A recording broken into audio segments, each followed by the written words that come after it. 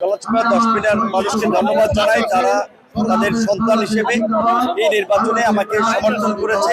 তারেক রহমানের প্রতি কৃতজ্ঞতা এই জনপদের মানুষের আশা আকাঙ্ক্ষা পূরণে তার মন্ত্রিসভায় গুরুত্বপূর্ণ দুটো মন্ত্রণালয়ের দায়িত্ব আমাকে দিয়েছেন।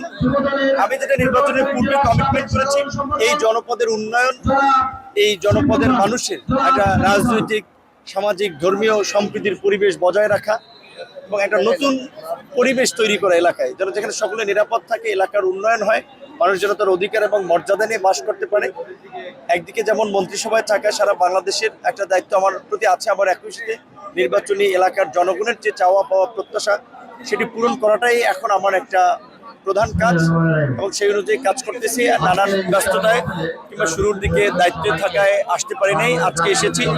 আজকে অনির্ধারিত আলোচনা, তাও মানুষের যে উপস্থিতি, মানুষের একটা ভালোবাসা এবং এই ভালোবাসা একজন রাজনীতিকের জন্য আসলে সম্মানের একটা রাজনীতিতে পাওয়া। তো আশা করি জনগণের এই ভালোবাসা ধরে রেখেই যতদিন আছে রাজনীতির পথ চলবে ইনশাআল্লাহ।